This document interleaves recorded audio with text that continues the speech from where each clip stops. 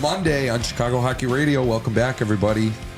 Tassos Kirkos alongside Justin Lynch, Lee Grossman, Raven Gasser in the producer chair. Happy Monday. The United States are golden. The Hawks coming off a 6-2 loss to the New York Rangers.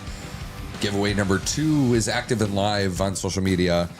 Very easy to enter. Go check it out. We're giving away a cool piece of limited edition merch from the Gretzky Basement. So give that a... What do you need to do? You need to follow us and Justin and... Tag 3 friends. Tag 3 friends in the comments. Super easy. Easy as it gets. Easy peasy lemon squeezy. Make sure you're subscribed to this YouTube channel. Make sure you are following us on Instagram. And make sure if you are an audio listener, you are leaving a 5-star rating and review on Spotify or Apple Podcasts. Helps us out greatly.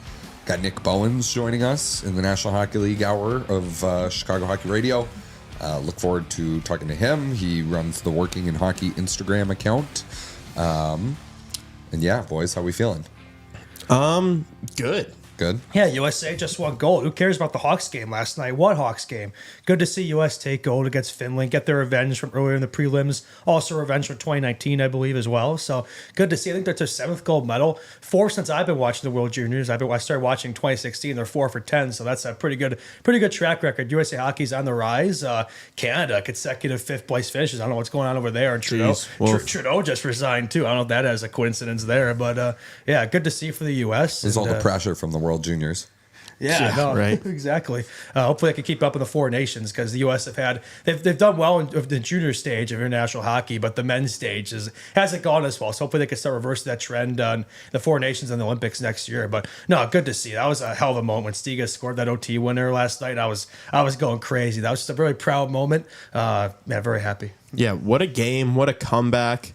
Sick goal in overtime. That overtime was so intense. That was cinema, dude. Nobody wanted to be the guy that was going to make the mistake that led to a goal, and so it was tight for a few minutes, and I mean that lasted like way longer than I thought it was. 20 minutes of 3-on-3 overtime is diabolical. It's it almost crazy. made it halfway. I couldn't believe it. I know. I think it used to be 10 minutes of 3-on-3, then a shootout. So I guess they changed that for the gold medal game, but that was pretty crazy. I hate it. You're not You a hate fan? what? The 20 3-on-3. Really? Probably should be 4-on-4 if Should you're be going to do 5-on-5, it. 5-on-5, yeah. You want it to just be 5-on-5 until someone wins? Yep. Like the NHL, yeah. Double I kind of love that wacky shit. rules. It's pretty fun. But you can't say that wasn't electric. And the just U.S. going back and dominated too. forth. The U.S. deserved to win. I was worried too because it reminded me a lot of the prelim game because the U.S. were getting all the chances in overtime, dominate possession. I'm like, man, if Finland just gets one odd man break, they're going to score. So I'm glad we didn't give them that chance. And I don't even know if did they even have a chance or shot on goal that entire overtime? I'm not even sure if they did. Finland? The U.S. I don't think they the did. U.S. dominated the entire time. So they had a rough start to the game. Finland got that 3-1 lead, and I was a little nervous, but the U.S. came back in the last second half of that game. They completely controlled it, so definitely deserved to win for sure. Good to see Oliver Moore as well, back-to-back goals for him. Hopefully, enjoys winning for now because he probably won't be winning for a bit with us, but maybe when he gets here, he can help change that. So good for him, and hopefully James Hagan as well. Hopefully future Hawk as well. Did y'all see the picture of Hagans and Moore under the U.S. flag, kind of embracing each other? That was pretty cool. Hopefully that's a sign of things to come for sure. Finland had 2 shots in overtime, so I don't even remember them, to be honest. Yeah, no, they must have been low quality chances. It was early. I think there was I don't know if it was Hagens or Leonard, but they missed a chance, and then Finland was able to kind of go the other way, and then we got to stop, and it was okay. Should we just do the U.S. World Junior Talk now, though? Yeah, we might as well start off with it, tee it off. Yeah, for sure. I mean, they dominated them. Really, I know Finland had their bounces, but that goalie, Rimpinen. Yeah, he kept him in it. He gave him a chance to win. Yeah, he was unreal. He was ripping it. Yeah, and Augusta maybe had a few he probably would have liked back, but yeah, I think the shots were 40-24. Not that shots are always indicator of success. That's Team Canada, but no, the U.S. for the majority of the game were the better team and definitely deserved to win. They earned it for sure. First time they were going back to back in the World Juniors, and I called it, by the way. I said they would win gold. I'm not going to say who they were. I said they're going to beat Canada, so obviously that part of it didn't age well. I also said Czechia win bronze and Kazakhstan would be relegated. So I was 3 for 4, but Canada screwed me up there. Yeah. Yeah, absolutely. And I did mention after Canada had one of their bad losses, I said if you're betting on this tournament, you should be betting on the USA or Finland. And so that was shit. I mean, as good as it gets. King Gambler over here. Of course, the overtime was crazy because we dominated them that overtime. It was like we would go possess, try to score, and then the puck would leave the zone, and then we'd just hold it while we're making changes. So if they gave up one there in overtime, that would have been so brutal. Because I think at that point they completely deserved it. And once they went down 3-1, honestly, they were the way more aggressive, hungrier team. So. Yeah, it woke them up. Like they got off to a slow start, but they rallied back. And their coach even kind of said that, like, no matter what the start, like, we're going to be in this game no matter what. So, and maybe that's another topic for conversation there. Do we want to save that, or do we want to start having that conversation now about David Carl? I've seen it. His name put I out. had a few more World Juniors points, though. Okay, sure. Just Cole Hudson was really good. He was the first defenseman ever to lead the tournament outright in scoring. That's never happened before. That's crazy. I think like Eric Johnson and Carlo Koliakovo had like tied for the tournament lead in scoring, but Hudson had 11 points and he was the outright leader. And then Leonard was named MVP, right? That's right, yeah. And He's a dog, I love dude. Hudson's selfies. He Leonard? kept doing showing off the USA jersey. The aura of this US team in this tournament needs to be studied because they were being cheered against, booed every single game, even when they weren't playing the Canadians, and rallied every time. So faced adversity and took it on head strong, and definitely earned the victory for sure. Yeah, Hudson doing the Superman. Well, a the Finland game kid after. did it. The Finland kid who scored the 3-1 goal did it. So he did it back. Yeah, He did it back. Like the old Matthews Kane situation. That was always fun. To I was watch, at that game, the Matthews Kane game. You were there? Yeah, I was at that game. I'm so jealous. That was probably one of the funnest hockey games I've ever witnessed. Is that one? That was crazy. Yeah, that was one of the cooler ones I've been at. But and I was telling Raven before we started that somebody like immediately after the game like posted the U.S. projected roster for 2026. Yeah, like right away, and it's not looking so as the good. U.S. should especially enjoy this and soak it up because I don't know if they're going to three-peat. And there's no guarantee that Hagen's even going to be on that team too. That's what I was and saying. if he's not there, then they're totally screwed. Hopefully, he's playing for the Blackhawks, right? That'd be nice. But that BC line was so dominant throughout the tournament. I mean, I don't know if there's a single line that even came close to that in terms of looking at all the lines throughout the tournament. That was so strong, and that's definitely an advantage, right? When you're used to playing with each other in college, and then it's just that easy transition to the juniors as well. And that was such a strong line. Leonard had a good game. I mean, he was kind of diving all over the ice like a swimmer out there, but he had a good game. He had a couple assists. Did miss a wide open net that would have avoided overtime, but we won't talk about that. And he was named tournament MVP, so I think that was deserving. I thought he had a good tournament. Maybe a few other guys you could argue, like Cole Hudson, Gabe Perreault, etc. James Higgins or Rimpinen. Or Rimpinen. Seriously. Yeah. Seriously. I think he's the reason they got to the gold medal game. Even the Sweden kind of dominated them in the game leading up to it too. Like that's why I was nervous as a U.S. fan because like if you remember that overtime, Sweden had all the chances. Finland got one, and then that was it. That was all they needed. So And that kid's not drafted yet, right? Rimpinen? Yeah. No. Yeah, so probably going to happen, I'd assume, I think Finland had like 2 drafted goalies on the team, and he was the one that they went with. Wow. Yeah.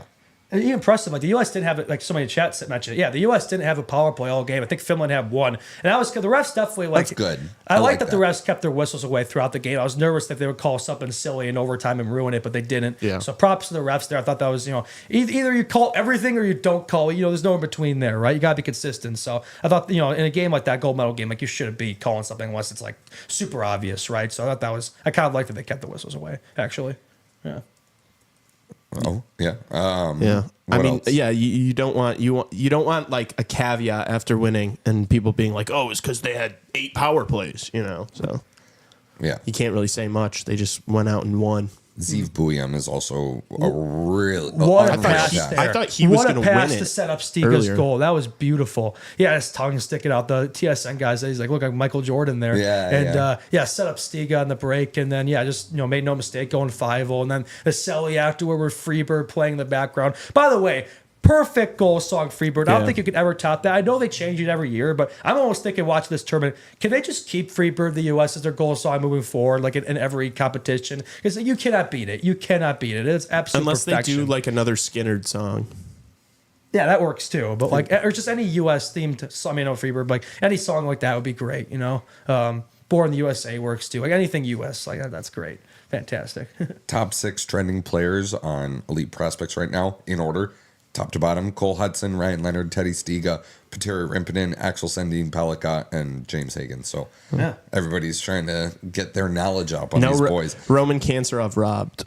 Yeah, Roman cancer. Yeah, it's also annoyed me too. Like I see all these NHL like media people like hyping up Demidov, and I get it too. He was a second overall pick. Yeah, it's deserved. But like Roman Cancer really has not gotten enough attention and praise for what he's doing over there. I mean, like we mentioned on the show, like he's putting up better numbers at age 20 than guys like Kirill Kaprizov were in the KHL. Not saying he's going to be that good, but like he could be. The ingredients are there. He's a very skilled player. I think what he's doing over there, and they're not a very good team too. Like you look at his production, it's up there, and he's missed like half the season too. He's probably going to lead his team in points, despite missing 20 games. That's impressive. So hopefully we won't have to wait another year for him. But what he's doing over there, I think he deserves more props. He had another goal this weekend. And it feels like every time I check, because those games happen, we wake up and figure out what happened. Every time I check, it's like Katsarov has a goal, had an assist, or did something. I'm really impressed this season over there. Yeah. Mm-hmm.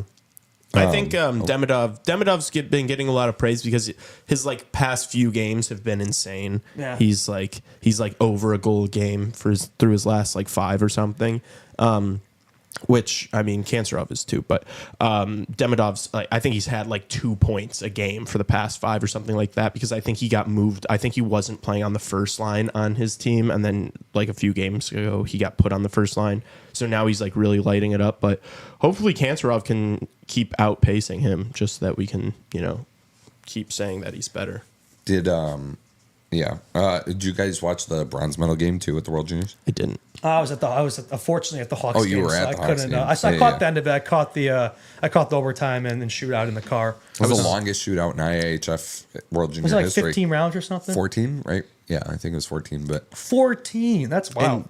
And it was cool. I love the IHF shootouts where you can like do the same player again. I think the NHL should do that. Yeah, NHL should do that. That makes shootouts. Because I'm not a big fan of shootouts, but that would make it a lot more entertaining. I think it was like Otto Stenberg and Edward Schalla just like going back and forth at the end. There is cool, man. It was cool. Yeah, back-to-back bronze medals, back-to-back years eliminating Canada. So that's they're on the rise. I said it. I'm like they're always kind of underlooked going in these tournaments, but it's a strong country, strong hockey nation. It really should be in the Four Nations. I mean, they could put together a whole NHL roster. I don't know why they're not in it, but anyway, yeah. All right. Well, that was the World Juniors.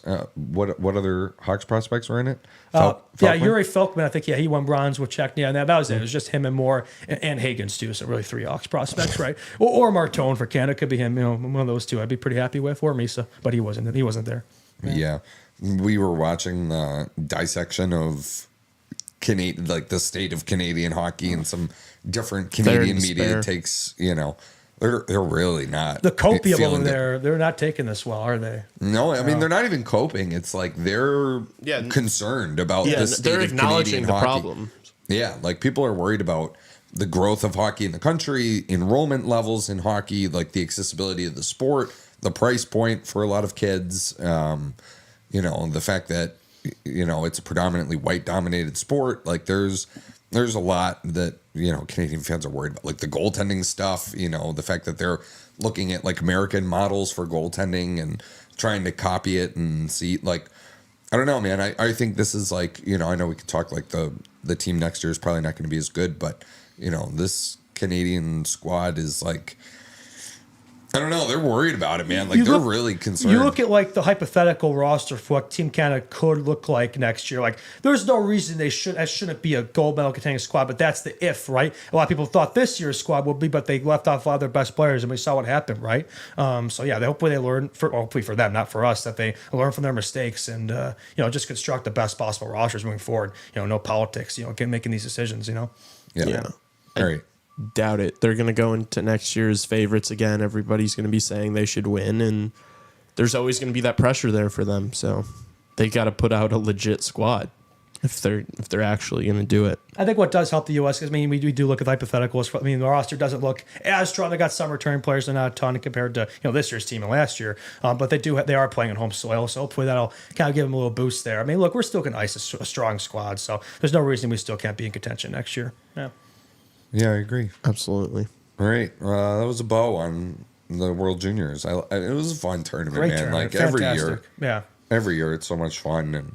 And, Yeah, it's always cool watching the red, white, and blue boys go in there and win it on Canadian soil, even though I picked Canada. I gotta get props too, though. Like the attendance was still great. I mean, I'm sure a lot of people probably bought weekend passes, like Hudson said, so like they're going to show up anyway, even if Canada wasn't there. But yeah, like the attendance was still really strong this weekend, so that's pretty cool. And like I know some people critique having Canada all the time, but it's like they're the only people who really care about this tournament as much as they do, and the attendance is always great when it's there. So I mean, it kind of makes sense having it there every other year. So it works. It was a great tournament. So yeah. Something that that you and I talked about was it would be great if like ESPN could do something for the tournament. Like if you want to know what the scores are or check anything, you have to go to the IIHF website, and it's like that would be great if we could have something on ESPN, like a tab to go to, and you can see the scores in the games. Like I know for a fact there are things that ESPN does cover on their on the homepage that get less views in coverage than the World Juniors. It's kind of a crime that that U.S. game, that gold medal game should be played, I think, on ESPN. Really. Get more eyes on it. They're posting about it, which is cool to see. Good to see that. But like, they posted about it 4 times. I was really impressed, honestly. Mm-hmm. Yeah. I love that tradition of the "Oh Mama, don't you cry," like singing those songs in the locker rooms. It always goes hard. I love to see that. I love good traditions. I will say it like 20 years. The clips of like them doing it 20 years ago, they used to like actually like sing it a little bit. Yeah. And now they just like scream it because these kids are like not the best singers. Not the best singers. Yeah, we saw it when they were singing the national anthem too. Like I love that they're also like they're still proud. You can tell these kids are proud to be Americans and they represent their country well. And also, like I mentioned, I think this team, the U.S. team, definitely played with a heavy heart too. I think they play with a lot of motivation, for Johnny as well. So good to see from that standpoint. Super as classy. Well. And they had Johnny Gaudreau. I think they had their jersey in their locker room or his number, which is pretty cool. Maybe they posted that after the game as well in the locker room. So that was pretty cool to see for sure. Brady Tkachuk there, it was like all the American senators. It was like Brady Tkachuk, Shane Pinto, Jake Sanderson, all in a box, like cheering for them. And then Lane Hudson was there too. Was just taking pictures of people in the crowd. That was pretty cool. They look so alike too. They're not twins, but they look like they're twins. And they play like they're twins. Like they're really the carbon copies of each other. It's funny.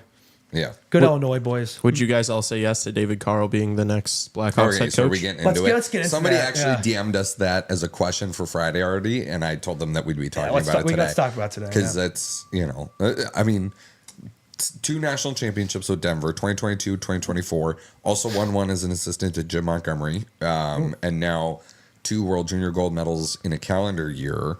You'd have to think, I mean, that was the title of the 32 Thoughts episode today was David Carl. He was like literally the title. And I don't know. I think he's only 35 years old. He's too. definitely the most decorated young coach in hockey. It kind of goes against what I've been saying because I know I've been saying like we've had 4 rookie coaches in a row. Like I want to see someone with experience who's been around the NHL level. But like if we do decide to go this route again, this would be the guy. Absolutely. Like he has a proven development track record of young prospects. This Hawks team's only going to get younger. We're only going to infuse more young prospects in this team. He's worked with a lot of these guys, right? Too as well. So I mean, he definitely would be. I hope the Hawks are at least looking at him because I think he would be a strong candidate for their next coach for sure. And more importantly than development, he's a winner. He's a winner. He wins. He doesn't just develop like Sorensen. Like he actually wins and like knows what he's doing. And I think it's become pretty clear if it wasn't already. Like Sorensen is not that guy, pal. We definitely need a new voice in the offseason. I'm sure there'll be a search, and I hope Carl is at least in it. In addition to coaches who've been around the NHL level for a while as well. I don't know how you don't include David Carl in any coaching search you're doing. Because outside of the Hawks, like I'm trying to think who else is like looking for a coach right now.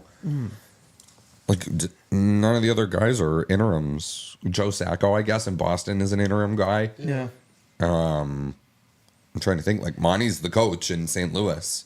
Yeah, because a lot of the teams have fire coaches. Like they've hired coaches, not interims, like you've said. So I don't know there's really a ton of other teams. The Hawks, and bottom line, the Hawks should have like one of the first legs up on anyone that's on the fence here on the free agent side of coaches, right? You have to think that they're first on the list. I mean, if you're David Carl, like why would you the original 16 like the Hawks? Like you'd be probably all over that, right? Yeah, and so a couple of points too. A lot of people are like, oh well, if he's a good young person's coach, is he a good veterans coach? Yeah. Here's the thing, and they said this on 32 Thoughts today. Friedman said this, that veterans, like older guys, watch the World Juniors. You know what I mean? Like Matthew Tkachuk is watching the World Juniors. Austin Matthews is watching the World Juniors. The older guys do watch it. They know who's a good coach and who isn't. You know what I mean? That's true. Like, I'm sure if you brought in Dave Cameron from Team Canada, a lot of people would tune him. Like, you'd have raise an eyebrow. Half Hell the locker no. room. You'd have the whole locker room lost on day one. But if you bring in a guy like David Carl, like, guys know, like, and when we're talking about, I brought up Jim Montgomery, like, he came from Denver to the National Hockey League, and by all accounts, like, a lot of people love Jim Montgomery, right? So the fact that he's been under his tutelage, I mean, that's a proven track record, right? That speaks highly of him as well. So, I think like just some of these young coaches too, like, they have a better understanding of the game now, right, compared to some coaches who haven't really gotten to that point yet. Old hockey versus new hockey, so they're with the trends, right? The changing games. So I think that would help as well if you were to look at Carl. The one thing, somebody just mentioned it in chat, does he want to leave Denver? That's the thing. Like, do you want to? He's got a young family. He's got a great thing going. Like, not a great thing going there. You know what I mean? Like, do you actually want to leave a really comfortable situation to go to the Blackhawks? Comfortable, but man, look at the man. Would assume he wants to be in the Bedard, NHL. Chicago Blackhawks. Like, I mean, I don't know how you could pass that up. I don't care. I mean, how comfortable the situation is. Well, you could also look at it like, you just had Luke Richardson fired, and you start if he starts next season as the head coach, and the first month and a half doesn't go well, and then all of a sudden people are saying, is this the guy for the job? And you start seeing similar problems to this year. Like, that could be daunting, because you don't want to be the guy that comes into this dumpster fire of a situation and it doesn't improve, and then you're the next scapegoat. Like, yeah, that's fair. That's fair. And that's kind of a point that we've been making before. His name came up, like why we wanted someone opposite, right? Who's been around, the playoffs, Stanley Cup, all that stuff. Somebody like a John Cooper, in that veins, right? Why we've looked at somebody like that. They probably have more of a runway to work with. But don't get me wrong, you are right though that the Blackhawk situation, if you're an ambitious, very important, if you are an ambitious young coach, it is a very attractive situation because the upside is insane. Like, the potential with this group going forward, with all the young talent we have, with all the prospects we have, an ambitious person would probably be looking at this team and licking their chops.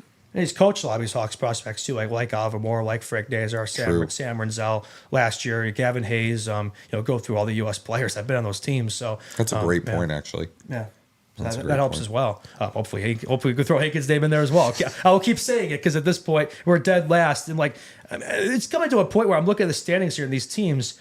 Who the hell are we going to pass at this point? Like, I'm generally thinking, like, the first overall pick is looking pretty good for the Hawks right now. I know we got half the season left here. They could still go on some, Marchland Sandy run like they did last season to play just well enough to take themselves out of that spot. Bottom line, the Hawks are going to be in play for a top 3 pick this year. Yeah. So a very good chance we get that, somebody like that, which I think we need to. We need to get one of Higgins, Misa, Martone. That's a must for this team. Yeah. Yeah, I can't see us finishing better than second from the bottom. The only team I could see us maybe is the Sharks. That's it. I mean, I don't think there's a single other team in here that I agree. That I think we're capable of passing at this point. Am I weird for thinking that it'd be better for the Hawks to pick 2 than 1? Didn't I say that? Like, you said you don't want the decision.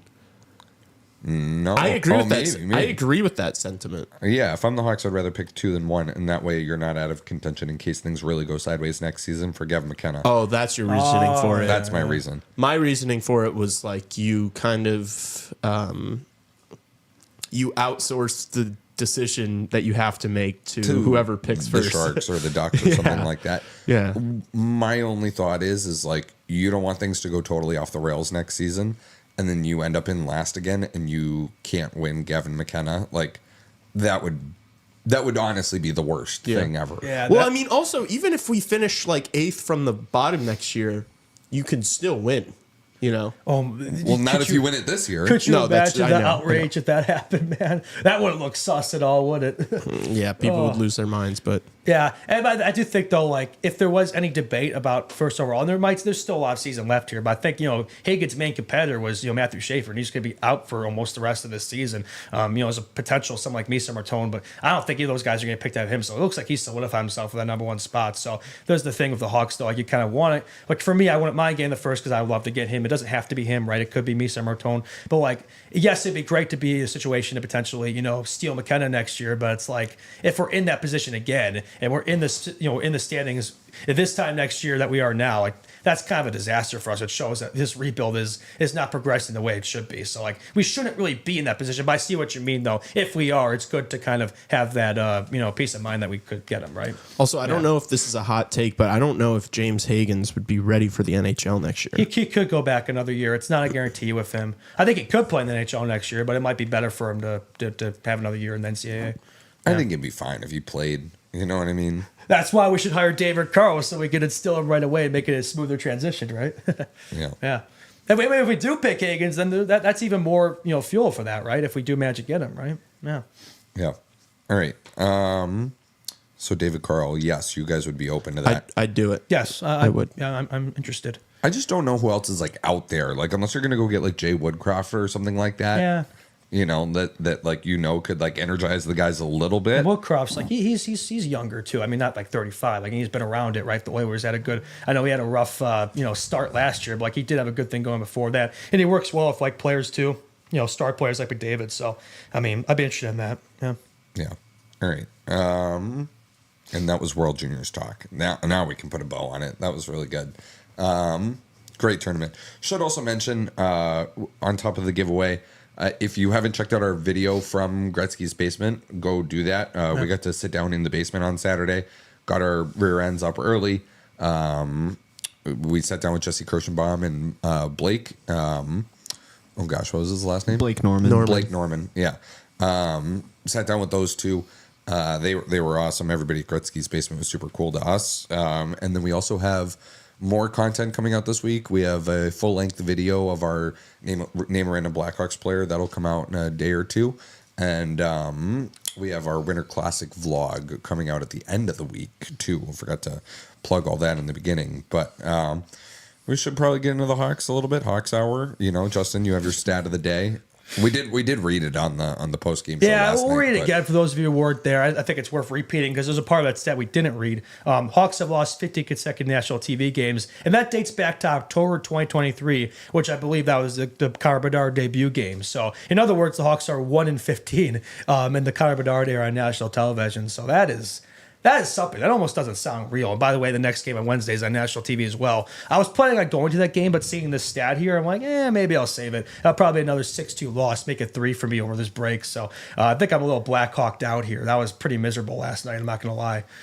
But you guys did a good job in the post game. It was pretty entertaining. Y'all pretended the game like didn't happen for like 20 minutes and then finally getting into it. So that was pretty funny. But the game itself. People were getting pressed at us, not understanding the bet. Yeah, for a little bit. We were over heads. We were talking about Michigan State, and then people kept talking about the game in chat. And it's like, all right, we're gonna have to reference the fact that the game happened in a second. But once you all got into the game, you actually broke it down pretty well, like normal. So that ended up being a pretty long one. I think that probably set the record. I don't know if that passed the Winter Classic post game for the longest one. I think it did. So that was pretty fun. We were just ripping for like 45 minutes, just talking about nonsense. But yeah, for this Blackhawks team now, like I believe that's 4 of their last 5 or 5 of the last 6, whatever it's been, where they've been blown out now. That's pretty embarrassing. The one win against the Habs on Friday is like the Band-Aid there, but like the polar bear North in Texas, whatever you want to call it. But it's we're not just losing these games now. Like we're not even in the games, and that's an issue. That's a problem. I'm not really sure what's changed. Like ever since we've come out of this holiday break, we look like a different team. I thought we had some positive things going before that, but things have definitely, the train is falling off the rails here a little bit lately. Yeah. And I don't really know what it is either. Yeah. Because I do. All right. The roster sucks. The team's bad. Yeah, yeah. No, I understand. For me, it was like I don't know, like the starts have been better, I remember earlier in the season, I was really hard on the starts. Like it was just bad start after bad start. And now it's like, You're starting well. But like they started really well yesterday. Yeah. And then as soon as the 2-1 goal went in, it was over. Like it was over. Really, as soon as the 1-1 goal went in, it was over. After our goal went in, it was over. Like the same thing happened in the Dallas game. We that first period was like really, really competitive, and then all of a sudden, I don't know if these other teams just start locking in and take the game seriously after we score early or something. But this team has a problem letting things snowball and getting out of control. Yeah. It's like they were after we scored that initial goal, the Bertuzzi goal, it just felt like we had no chance in the game the entire time. Like they were just so much better than us everywhere. They were hungrier on pucks. They were faster. They were snapping it around. They were creating plays. We couldn't get any sort of possession in their zone, like at all. It was just always in our zone. It felt like we were getting absolutely dominated. So I don't know what you can. I really don't think there's much you can do about it, to be honest with you. Like, as far as inside the room, like who the personnel we have right now, like games, we're gonna watch games like that where we just get dominated, and I don't know if there's much that this group can do about it. It's kind of just on us at this point to figure it out. I'm not really sure how, like I said, I'm not sure how you go about doing that, but it's kind of on the players at this point in the roster. But the problem is the roster kind of sucks, so you get stuck in like this Groundhog Day situation where every game's kind of blending into each other now. It's the same thing every game. It was a positive start. Like that was a great way to start the game. Nice Bedsy assist there to Bertuzzi. That's 7 consecutive games of a point, by the way, for Bedsy. I think we mentioned it, but we'll mention it again. That is extending a career high for him, so that's a positive, right? It's good to see him, despite this team's struggles, playing well. He definitely has his confidence and swagger back. He had a strong game last night. He definitely wasn't the problem out there. I don't even think he was really out there for much of the Rangers' goals either, so you can't say that. But not much else positive with this team, unfortunately, outside of Betsy at the moment. Do we want to hear from the coach on yesterday's Yeah, sure. game? Sorensen, Yeah, great. Let's hear what Anders had to say.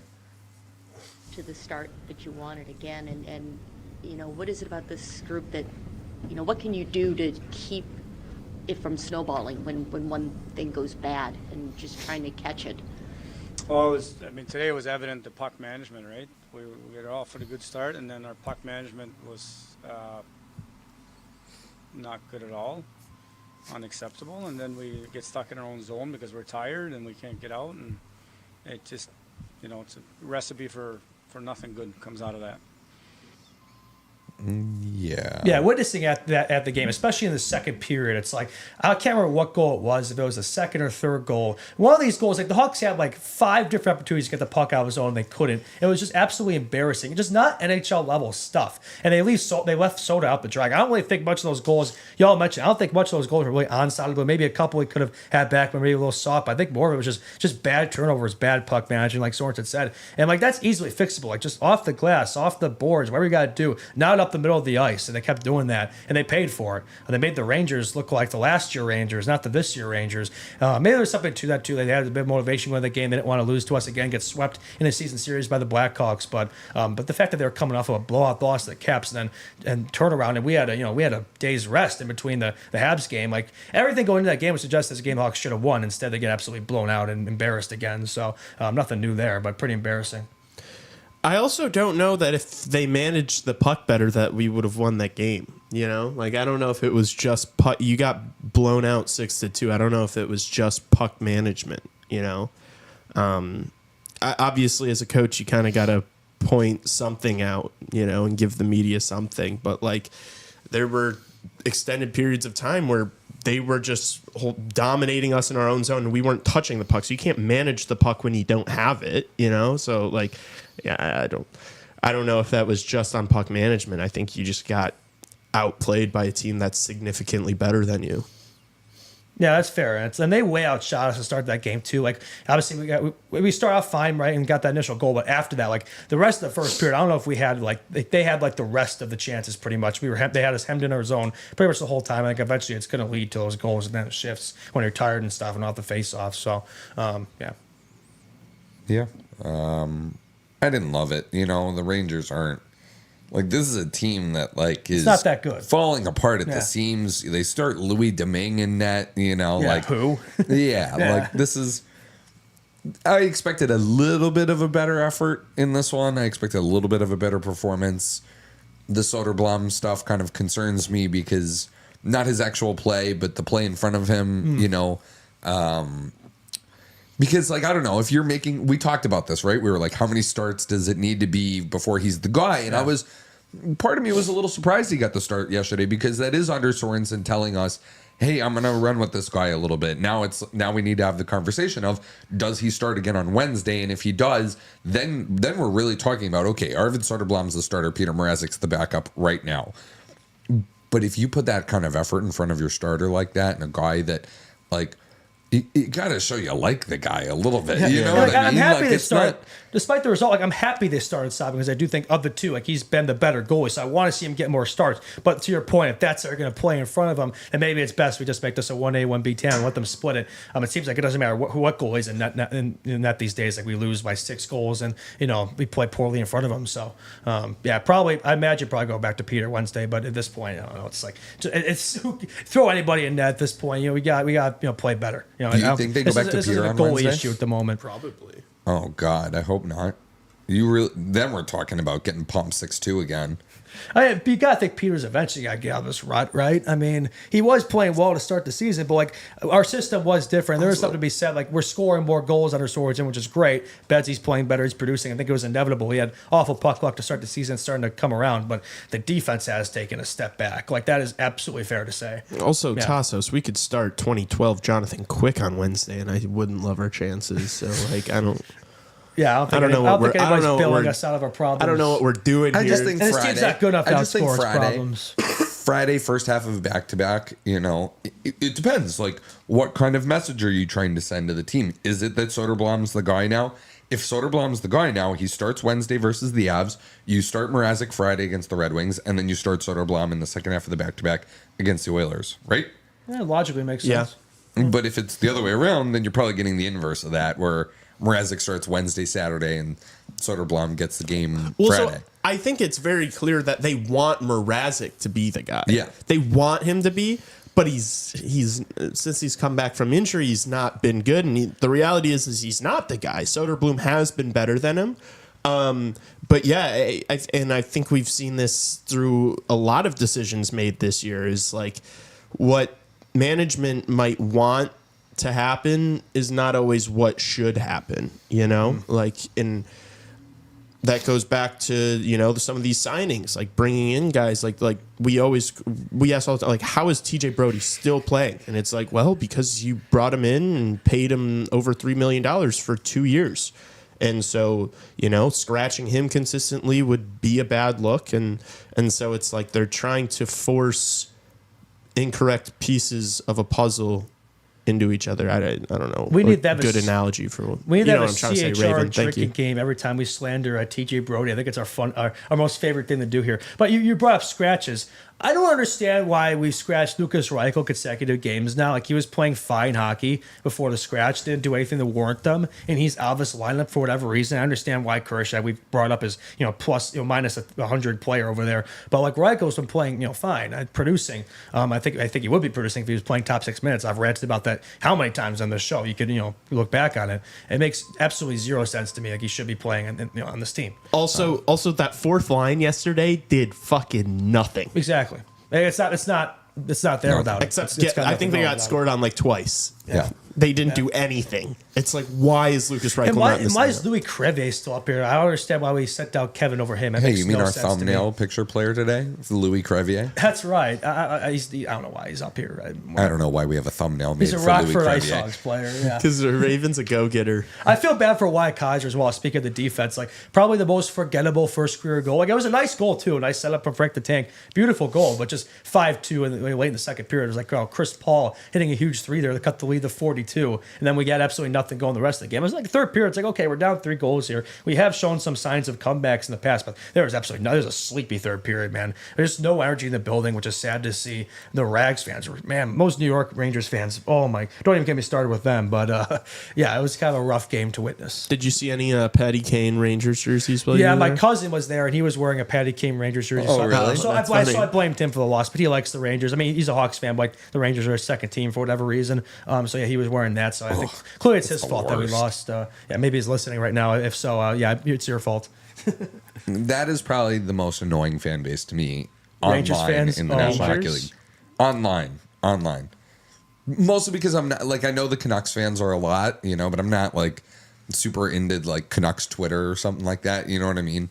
Doesn't really like pop up on my algorithm a lot, but I know that they're pretty unbearable. But the Rangers fans, to me, dude, online are the worst. Really? The worst. I don't think people always. I feel like a lot of people say that, I feel like they're not as frustrating or annoying as like Bruins or Flyers fans can be. Bruins fans are a close second Bruins to me. fans are just like delusional. Well, Leafs fans. Well, that's a different thing. That's different. They're more annoying, not like, yeah. I don't know what you're talking about. No, I'm just kidding. I'm just kidding. Can we hear why Kaiser on his first NHL goal? I think we have a clip. Yeah, I just wanted to hear from him, yeah. Just getting that first one tonight for you. Yeah, I mean, it's been a while. Lots of chances, so nice for finally one to go in. We were trying to. Oh, yeah. Oh, that's it? That's a quick one. Yeah, that's it what I wasn't would've much. said. It wasn't much of a clip there. I just wanted to give him some love. I kind of felt for him. So I don't know if he heard from him in this show. So, but yeah, he didn't really have much to say there. It wasn't really much of a clip there. But No, I don't think we've been pulling a lot of Wyatt Kaiser clips this season to hear from I the just kid. wanted to feed him a bone there. I don't know. Not much. There wasn't much to clip today. Not much. But yeah. You think he's in chat right now? Why Why is Kaiser in the chat? Yeah, no. That'd be pretty funny. But he's been playing a lot better since he's been called back up. He had a nice assist in the game Friday as well, so that's a positive. Props, stick taps to Wyatt Kaiser. Yeah. Yeah. All right. Do we want to get into this Jeremy Roenick nonsense? Oh yeah, this is. I have some things to say about this. Can we Oh, play boy. the? Can we Yeah, start play the clip with playing the first. clip? Do we have it? You don't Or want to tee it up first? I guess we could tee it up for. Tee it up a little bit. So Jeremy Roenick was on Tim Peel's podcast. For those who don't know, Tim Peel was the NHL referee who was fired for being caught on a hot mic during a Nashville Predators game, saying he was going to even up the calls because he screwed up a penalty call. So that's Tim Peel for you. He has a podcast. Couldn't tell you the name of his podcast because it's not as great as Chicago Hockey It just Radio. stirs up drama and stuff. Yeah, he sounds like a real, disturber. And yeah, I don't know. So Jeremy Roenick went on his podcast, and the clip is in reference to, what was it, like his induction into the Hawks Hall of Fame or something like that? JR, Savvy, and who was the third one? Shelley they were doing like the puck drop or something before the game, they were being honored or something like that. And yeah, apparently according to JR, like every single player, I don't know if there's every player in the Hawks or Blues or just the Hawks, like went up to them at some point, like shook their hand, like thanked them, whatever. And apparently Bedard was the only player not to. That sounds like a trust me bro type of story. I'm not even sure if I buy that. And if so, it's like, I think he's making a big deal of it. Like, oh, he got to have respect for the game. Well, here's clip. He'll explain himself here. But yeah, it sounds to me like he's just trying to stir up drama here. Like, I love JR, but he does have a big mouth. He's always shown that. And I think, being honored from his team, the Hawks did honor him pretty recently. I was at the game, at his interview before the game against the Kraken. It was pretty nice. But yeah, you want to get your number retired for the Hawks. I don't think us slandering the star player is a very smart way to go about it. I think if you want to address this with Bedsy, I think you could have addressed it privately, not air out a bunch of nonsense on the pod. But anyway, we'll hear the clip. Let's hear the clip. Yeah. Players came up to meet Shelly and Savvy and congratulated us, saying hi, giving us respect, except for one. Oh Except boy. for one. Oh boy. There needs to be respect in the game, and there needs to be, I think, respect for the history of the game. 100%. But there's one player that didn't come up to me, Shelly or Savvy, and that was the superstar of the Chicago Blackhawks, and that's Connor Bedard. Regardless if we played 20 years ago or they're playing now, we're all still part of that family. And if we don't have that respect to go up and fist bump to say, hey, congratulations, what's going on? How can you do it with your own teammates, right? So I'm not ripping on him in terms of, his personality or anything like that. This kid needs to learn as a 19-year-old. This all is his learning curve. His learning curve has to be, if he's going to be a captain of this team, there's a lot of things that he has to think about in terms of being that leader and being that captain. And unfortunately, he dropped the ball. Oh my gosh. It doesn't. Okay, I would just want to get one point out there. Oh, can I get one point out there before? If you don't think Connor Bedard respects the history of the game, I think you're insane. Yeah. I think you're insane What? if you don't think Connor Bedard respects the history of hockey. Everything you hear about too, and he brings up his teammates. Oh, how can you do up your teammates? Every teammate on the Hawks has had nothing but positive things to say about Bedsy, the way he approaches the game, the way he approaches his teammates, his interactions and stuff. So that's just a bunch of nonsense right there. But anyway, were you still making a point there? I don't want to interrupt you. No, that was my point. Oh, that was your point. Yeah. That's not. Even if the interaction is true and like Bedard just decided to not go up to these guys to congratulate them, which by the way, I'm sure whatever the situation was, it was not malicious. He probably, and I refuse to believe that every single player on the Blackhawks went over and shook their hands, and then Connor Bedard was just sitting there chewing fucking gum on the bench They probably doing just nothing. noticed Bedard because it's Bedard, right? If it was Joey Anderson, they probably would notice that Joey Anderson didn't shake their hands or whatever, right? Exactly. But either way, even if he did, like, that's not a situation you just go out on a podcast and just air them out. Address it privately. Like, well, if you're Jeremy Roenick, it is. yeah, well, shame on him then, because it's like that's something that you, if anything, if you actually have a problem with it, you go up and speak to the kid privately, especially if you want to talk about this Blackhawks family and how this is coming from a standpoint of like, oh, if Bedard's going to be the captain, he needs to learn and do that. Then if you give a shit about the franchise, then you go have that conversation with him privately and say, hey, these are some things you need to know. Like, this is important going forward. If you actually give a shit about any of that at all. Airing this out is not a good look for him or Bedsy or anybody, right? It just creates more drama in this team. That's the last thing this team needs right now, right? Yeah, and it's like he might even have a point. Like, yes, there probably are a lot of things that Connor Bedard needs to learn as he grows up. Like, he's literally growing up. But He's literally He's a 19 teenager. years He's the old. youngest player in the 19 team. years Maybe old. he was nervous to approach them, you know? Exactly. Look at Betsy's personality. We know he's not the most outgoing guy necessarily. He's an introverted kind of guy, right? So maybe you just, maybe he didn't think he had to do it, right? Yeah. I don't know. Like, he was just so focused on the game, he blacked it out. Like, some players are Betsy's very superstitious before these games. He does the same routine and warm-ups every single game. So maybe he just didn't think to do it, you know?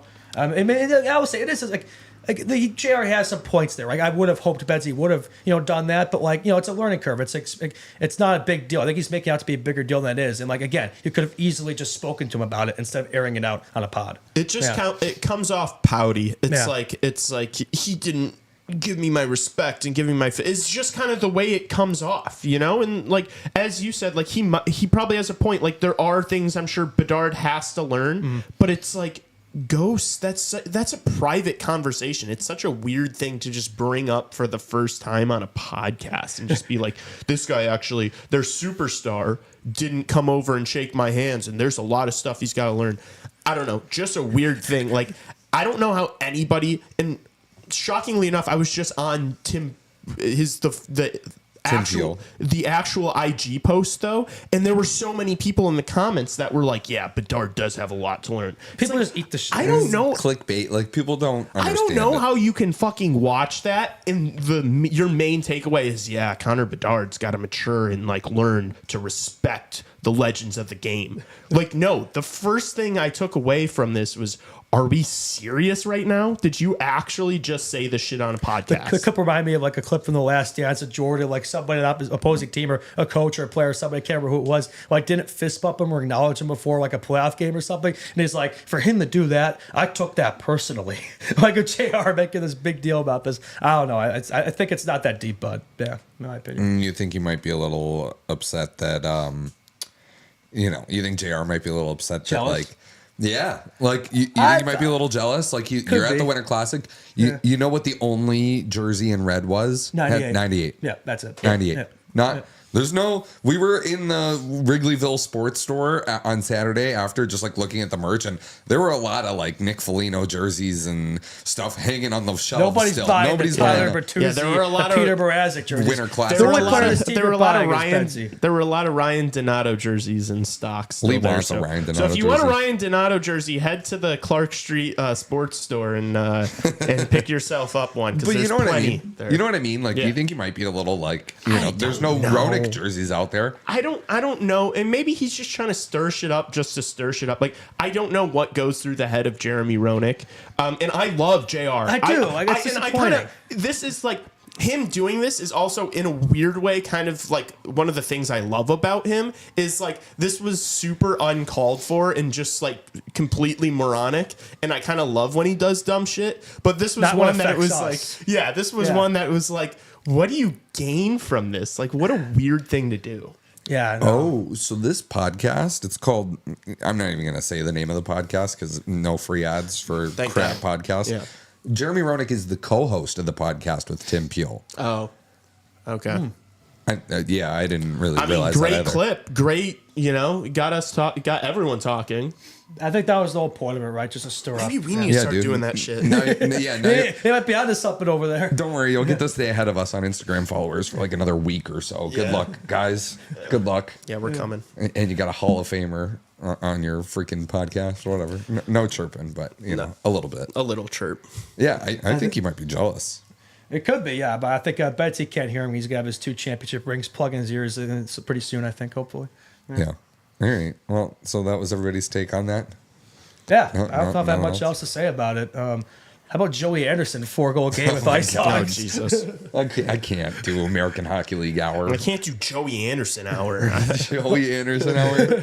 Ice Hogs did split the weekend. The Wolves, I think the Wolves won Saturday, Hogs won Sunday. So I was thinking of going to the game Saturday, but I was sick as a dog. I wanted to go to the other college games, but this cold was still bothering me. We're still recovering from that. Thank you, Hawks Winter Classic. But anyway, also another Roman cancer of Golden Cage. I think I already mentioned that. Whatever.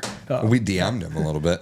Yeah, I We were DM'd him too. I DMing him. messaged him, and Yeah, hopefully by the time he like comes over here, gets on the team, starts speaking English, he's gonna be on. We're gonna have him on like once a week. 'Cause that's gonna be our boy by that time. I hope he never hires a PR guy. I love that he just like messages back fans and stuff. Yeah. And like he's always talking, and like he seems like he's really excited to come over here. So I'm really excited for him. I hope we can get him on at some point. Yeah. I told you I want him to do our intro, and it's like, That would be so I sick. am Roman Gensarov, and this is Chicago Hockey Radio. That would be so sick.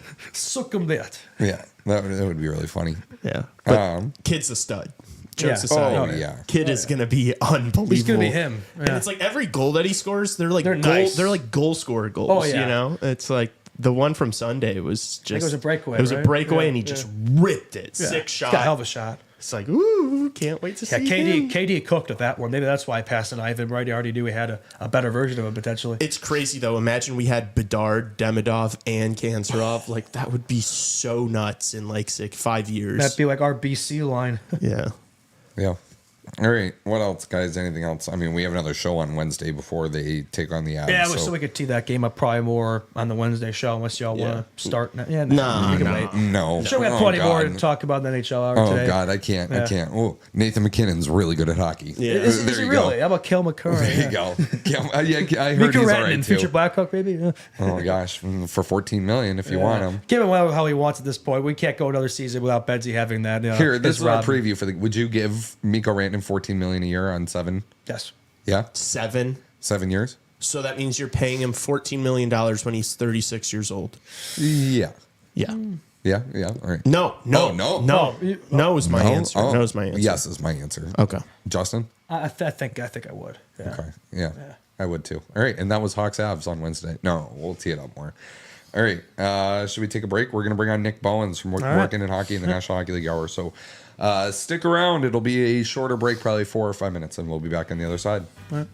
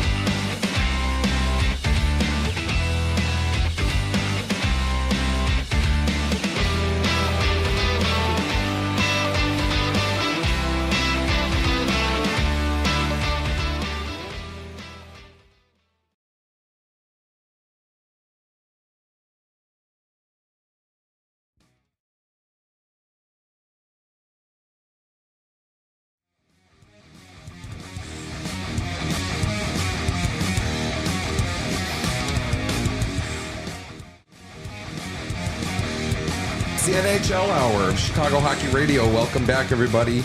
We are live on YouTube. Make sure you are here with us. Justin Lynch, Lee Grossman, Tassos Kirkos, joined alongside producer Raven Gasser. We're going to bring on Nick Bowins. Oh, do we have him? He is on with us right now. Nick Bowins from Working in Hockey. We have him. He was just here for the Winter Classic. We were trying to get him in studio, but it just didn't work out. Nick, how you doing, brother? I'm doing great. Thanks for having me, guys. Chicago was a blast. How was it? Yeah, you were here. What'd you do? Did you get out anywhere nice? Did you see any? Was it your first time in Chicago or no? First time in Chicago, yeah. First time, surprisingly. Fiance was there with me. We came down from a nice Christmas up in Canada, so it was great. We loved the city. We loved the food. Being in New York, it's small, compact. Everything's right on top of you. So being out in Chicago, it felt nice, big, like a whole different world than New York City. Did it feel a lot cleaner? A lot would be an understatement, I think. I'm noticing the Gretzky's basement hat. Were you at Gretzky's basement as well? Yeah. Absolutely. Saw you guys did an episode there. Jesse's a good friend. We've known each other for years. He's done a lot of awesome Such a stuff. beauty. We've done some Yeah, stuff beauty. together. But yeah, those guys are awesome. It looks better on the models than it does on me, but Nonsense. No, it looks great. So you were at the Winter Classic. What'd you take from it? Obviously, we're going to ask you your thoughts on the Blackhawks because this is a Blackhawk show, and then we'll talk NHL stuff too. But just the Winter Classic itself. What would you take away from the whole spectacle of it?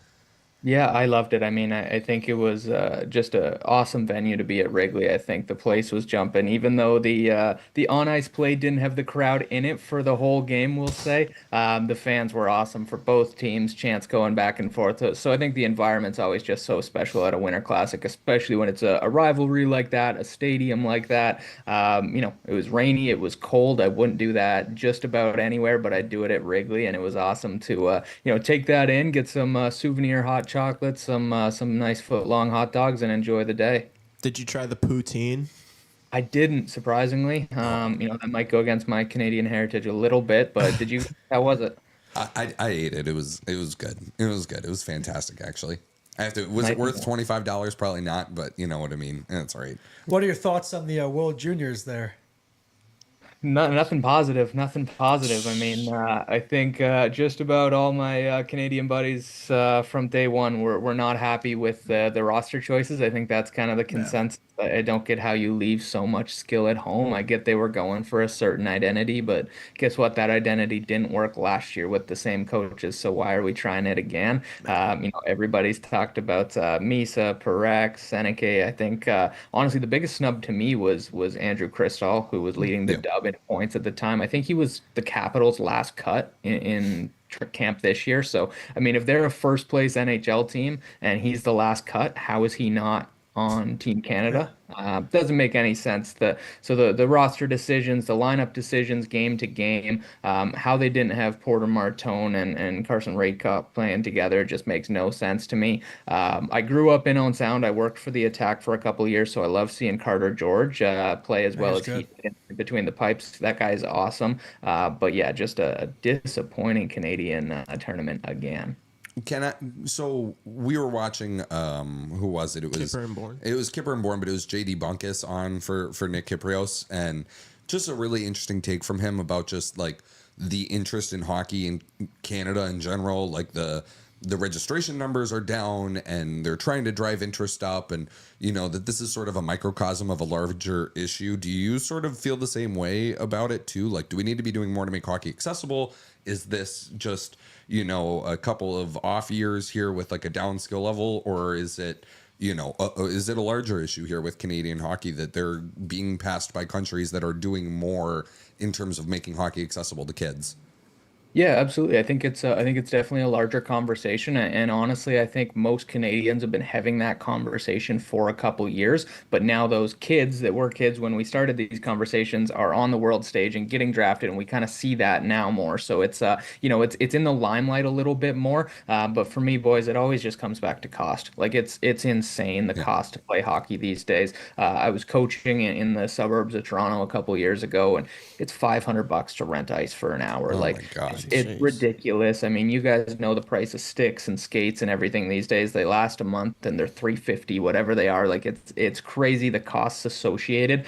So I think we're taking so much out of the game by making it so expensive. And you know, I'll even include like skills coaches and stuff in that. Like I have a lot of buddies that do that. They're all great guys. I'm happy to see them all make a living, but the families that are paying $1,000 a weekend to have their kids out to some skills camp and coaching, and then they get cut from a team, so then they go pay their way onto another team. Like money has just become too much of a focal point in, I'll say, the Canadian hockey ecosystem. It's definitely prevalent in the US too, I think to a much lesser degree, but overall the cost of hockey is the killer for me, boys. So, I mean, so let's start with the Hawks, and then I want to talk to you about working in hockey. But since this is a Hawk show, we do a lot of, you know, banging our head against the wall with this hockey team here. And I just, you know, what do you think about the Blackhawks? You know, it is an Original Six market. It's an important market to the state of hockey and the business of the National Hockey League. And, you know, the fact that we're covering this team every single day, and it's getting challenging, but you know, we want to see something, whether it's a trade or, you know, some sort of improvement, just like from an outsider's point of view. You know, what your thoughts are on the Hawks, and you know, the loss to the Rangers yesterday. They got the Avs on deck on Wednesday, but you know, what do you think about the team here? Yeah, I mean, like I say, a bit of a disappointing effort at the Winter Classic there. That's the first time I've seen them in person this year. I was trying to get out to New Jersey or the island when they came through on a swing a couple months ago. But I mean, there's a lot of talent with the young guys, and they brought in a lot of good pieces, as you guys know, from, you know, I'll say past winning teams, good veteran presences. But the one thing to me is there's no players in kind of that middle ground. I'll say that like 26 to 29-year-olds, still quality players. They've got a lot of 32 to 36-year-old guys that have done it, and a lot of 19 to 22, 23-year-old guys that want to get there, but they're kind of missing that middle piece. To me, that's what makes a team like Dallas so good, is they have every age group. Like they've got the Stankovens and Wyatt Johnsons, then they've got the Jamie Benns, and they had Pavelski and Sagan and these older guys up top, and then they've got the Hintzes and Heiskanens kind of in that middle age. Like they're covering every age range. To me, that's the thing I don't see with the Hawks, and where I personally think they overspent a little bit on some of the free agents they brought in who are on the back nine, right? I would like to see them, you know, maybe trade away some picks, whatever it is, to get some of that, I'm going to say, middle age talent, guys who will still be there when Bedard's in his prime, but who will bring some of that oomph today that maybe a Nick Foligno or Patty Maroon or Taylor Hall aren't anymore. Yeah, too many unks in the squad. Yeah, a lot of unks and a lot of kids, basically. Something before you came on, we just talked about, would you think it would be smart for the Blackhawks to bring in Mikko Rantanen if they were paying him $14 million for 7 years? Yes. Really? Yes, I think the cap is only going to continue to go up. I think that again, Original Six market, like you said, I think players are going to be drawn to a team that has Moose and Bedard. I think you got to make a splash if you want to take a next step. We've seen Buffalo kind of dwindle through a rebuild by just playing their own guys. We've seen Detroit kind of dwindle through a rebuild by doing the same thing. I think that one way or another, you have to make a splash to get to that next level coming out of a rebuild. I'm not saying they'd be out of it next year if they signed Mikko, but I think that's absolutely a step in the right direction. And with the way the cap's going, why not take a swing on a stud like that? Yeah, agreed. I Make think a great Betsy needs point. that complimentary piece to play with last year of his ELC. Yeah. So Nick, you run one of my favorite Instagram accounts. You've really, like, since you first came on my show, your account has like legitimately almost tripled, I think, which is unreal growth. Like it's so cool. Just how much, and it's such a, we were talking about it before we started, it's just such a novelty idea that somebody should have done a long time ago, and you're like, hey, screw it, I'm gonna go do this. And you know, I'm subscribed to the newsletter and I get it every week. I got it this morning, and you know what I mean. Eventually I will probably have to apply to some of these jobs here, but yeah, the growth of that page is saying just past me in followers even. Yeah, but you know, just the idea for it, and you know what, you know, you're starting some new partnerships, I know, with some different groups, and it just looks like you're having a lot of fun doing it too, and that it's like opening up even more doors for you in the game. And you know, I just, you know, we wanted to let you, you know, share more from your angle of actually running it, what it's like to do something like this and where even it came about. But you know, talk to us about it. Yeah, no, very much appreciated, gentlemen, and it's been fun, like you said, so far. It's I did a lot of work with Hockey Collective and a couple other brands over the past couple of years, but like I'm not a Coach Chippy, I'm not a Pavel Barber. I don't have that kind of creator niche, right? So for me, it was kind of bridging the business background and understanding with the game that I love, and really that's where it came from. And to your point, somebody should have already been doing this. Whenever people ask, I just say like it's doing simple shit better than other people. Yeah. Like there are a million job boards. They are all hard to find. They are all hard to apply to their favorite hockey jobs. You got to check all 32 NHL teams directly to see what they're posting. It's all clunky and difficult and boring and monotonous. So, working in hockey in a short summary for anybody who hasn't heard of it, free weekly newsletter goes out every Monday. Like you said, it came out this morning with, I believe this week was 41, 42 jobs. So, typically around 50 jobs per week I'm sending via email. It's all just in a list. You can apply. I don't make a cut off those jobs. I'm not doing any kind of shady shit behind the scenes. It's literally just to get these jobs in front of people's eyeballs because they are so hard to find and then they are so competitive when you do find them. So yeah, we share the jobs every week. We make social posts with advice and tips and whatnot, and really just try to preach networking, hopping on shows like this, chatting with you boys about hockey. That's how you grow your name in a small world like hockey, right? You get together with your buddies, you talk hockey, you meet people through it at events like Winter Classic, and that's what working in hockey is all about. I bet these teams and these hiring managers love you because it feels like you're probably, for some of these job postings, you're bringing so many more people to them, which is also going to be so many more qualified people that are then going to be applying for these jobs from maybe even places they don't even live. Yeah, no, it's been great in that regard, and sometimes it goes too far. Sometimes it goes the other way, where they get a lot of people who aren't as qualified or aren't local. And I have had a couple of pissed off hiring managers being like, "Hey, like I don't have time to go through these extra 100 resumes. Like, please. don't blow my job up." And it's like, you know what? I'm gonna keep doing it because I want the people to see it. I want the people to find these roles, and I want the people to get their dream jobs in the game, right? So, yeah, I think we've landed quite a few different roles. With some of the biggest teams, some of the biggest companies, and more than anything, it's a good feeling to just help somebody, right? The DM you get after somebody landed a job with their hometown team or something, like there's nothing better than that. So it's been a blast so far. Is it just you running it, or do you have a team? Is it a crew? What's it look like? Yeah, day to day, it's just me. I've got a gentleman named Nolan doing some of our podcast clips and stuff for me, but I try not to make him too busy with it. So yeah, the newsletter, the socials, all that stuff is just myself for now. Definitely some big goals, dreams with it, but we'll see where it goes. That's so cool. You've inserted yourself into the hockey culture. Like I click on the page and it says like over 120 mutual people that I follow are also following your account right now, which is just like, it's insane. You know what I mean? Like people I know from all walks of life, like everybody's following you and your account now. And, it's fun that you've been able to like become a part of the fabric of the culture. And, if you want a job in hockey right now, like you better be following your account. Otherwise you're going to miss it. Yeah. So. I appreciate that. It's such a good idea that like even if like you're not looking for a job in hockey, it's still fun to follow the account just to see like what jobs are available. Yeah, you might not be, but somebody might be, right? Yeah, so you can that pass too. that along, right? But also, if I'm a hiring manager, I think that'd be a good problem to have. I'd rather have too much people applying for the job positions than not enough, right? So I don't understand the complaint there. Yeah, 100%. I think it's it's interesting, right? Like you said, not everybody's applying and not everybody's qualified for the jobs that they think are cool. So a lot of times it is just people scrolling and seeing what's out there. Like when it was a little bit smaller earlier this past summer, it might have been like a month or two in, but the Minnesota Frost posted their general manager role on Teamwork Online.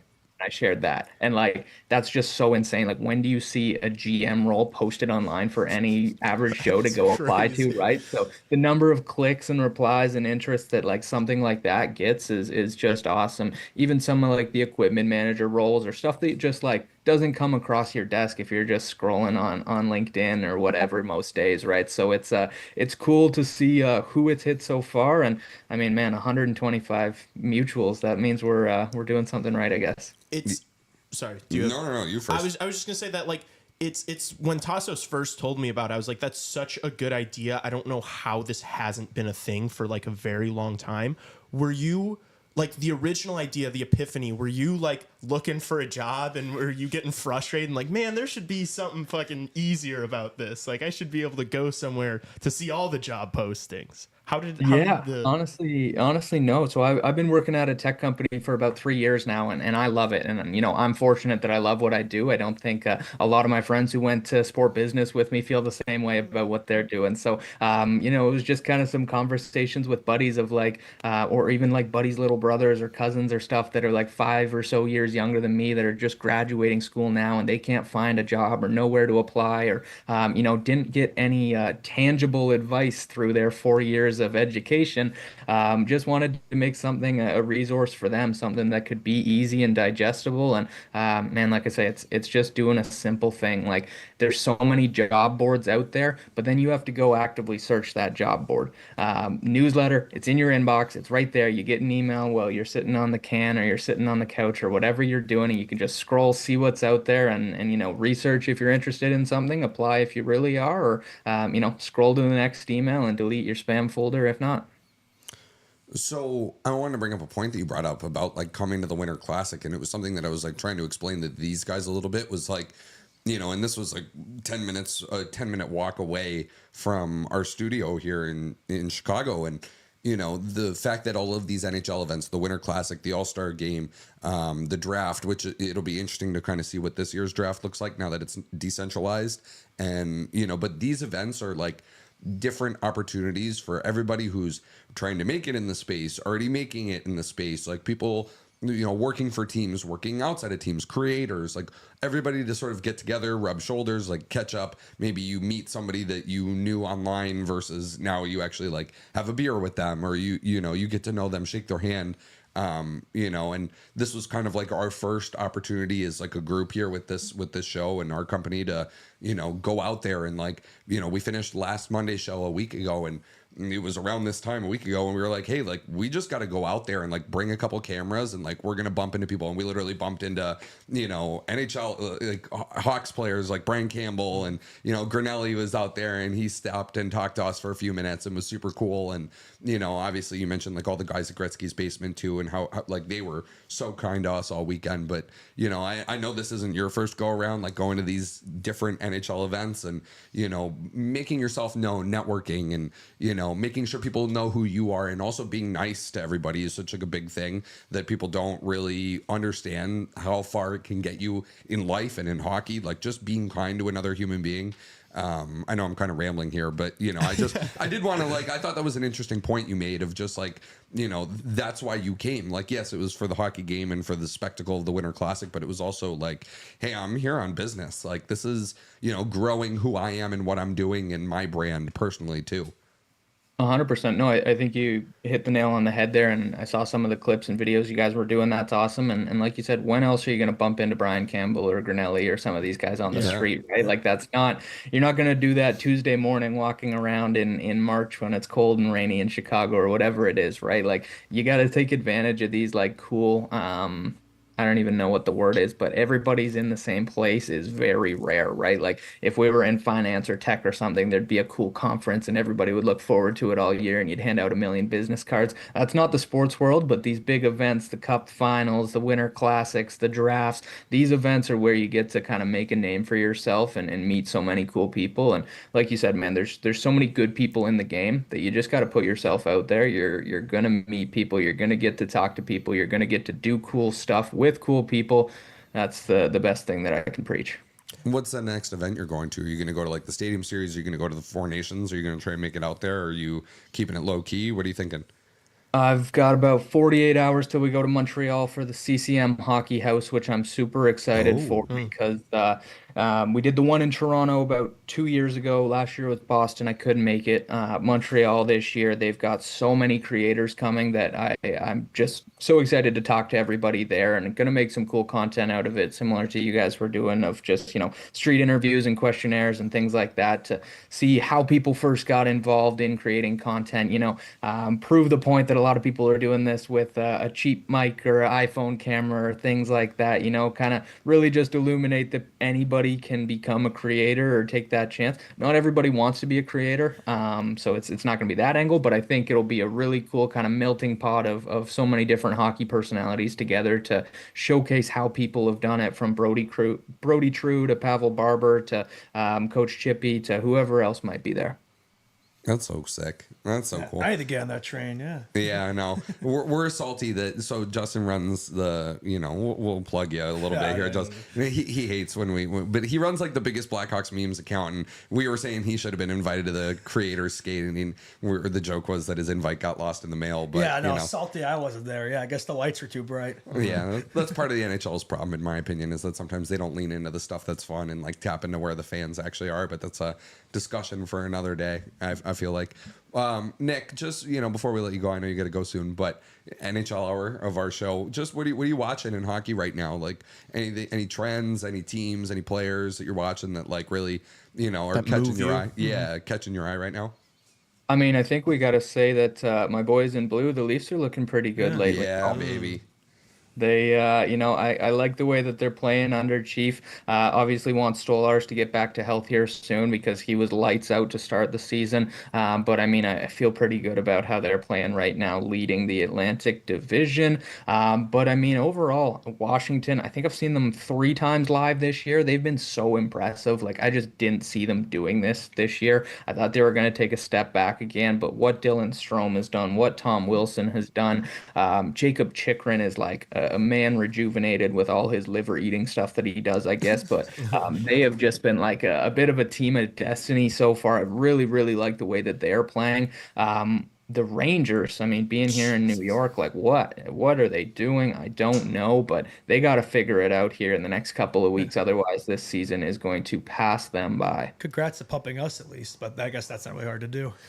Yeah. I mean, St. Louis did that with everybody watching, or I guess not that many people watching if you saw the ratings. No, only 900,000 people. Doesn't it feel like the Rangers probably have to go after like somebody big? Like, I feel like they've only, like, since they've started having problems, they've really only subtracted from the lineup, and then obviously they signed Igor, but it's like that team is missing something big. Like, I don't think it's like they can just, this group they have can just figure it out and then they're gonna make the playoffs and then go on a run again. Like, does it feel like they kind of need somebody of like a Brady Tkachuk, like a star level like that?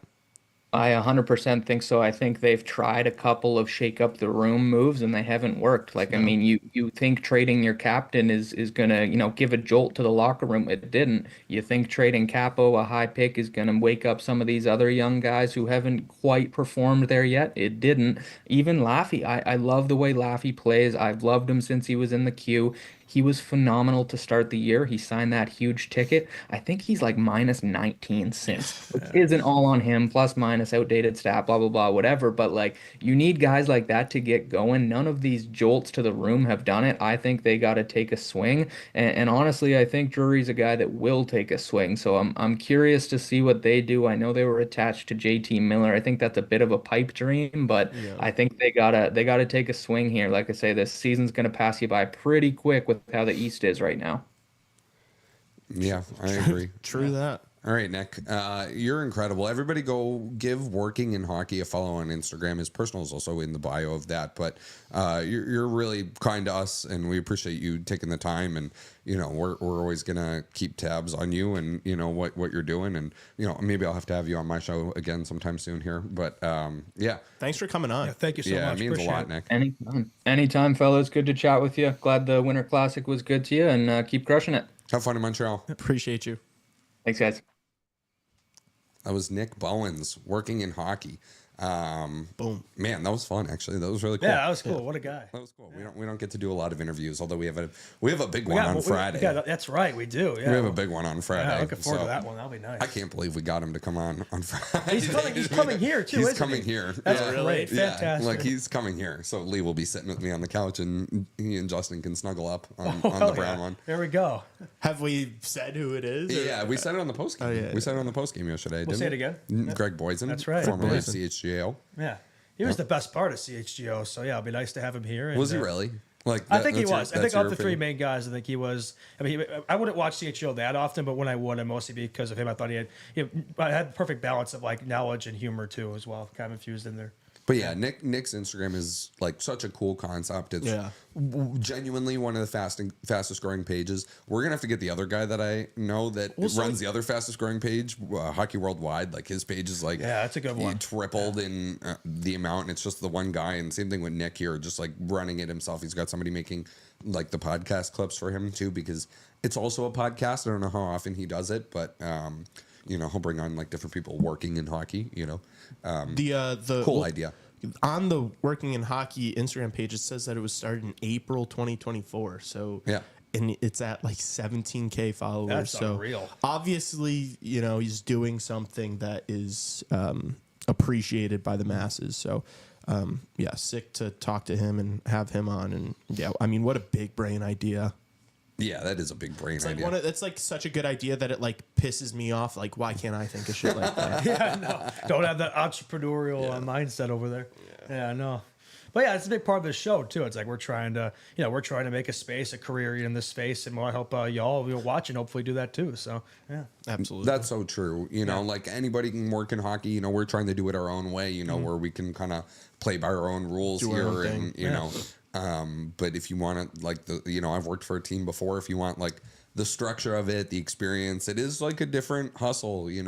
Sometimes it feels like depending on the job, sometimes you can feel like you're in the hockey part of things more than other sides of it. Like I know like my friends in the ticketing department didn't really feel involved in hockey. Like sometimes the job can feel like you might as well work for a baseball team, or it doesn't really matter the sport, right? Almost, but some of the stuff he posts is like really like hockey involved, say if you're out there like trying to become an athletic trainer or a physical therapist, or there's anything you want, like stat stuff, if you're into like the numbers and the analytics and the data, there's just so much out there, man. Like there's so much cool stuff. So thanks to Nick for stopping by one last time. That was fun.